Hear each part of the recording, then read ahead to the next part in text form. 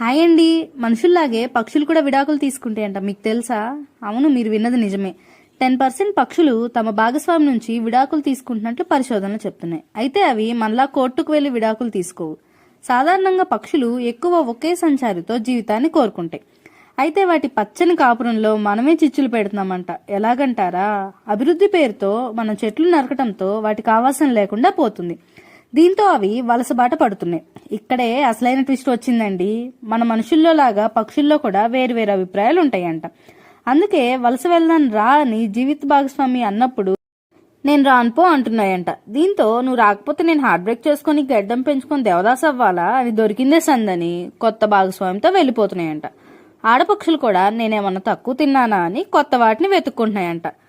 అట్లా ఆడపక్షి మగపక్షి వేరు జతలై ఉంటున్నాయంట.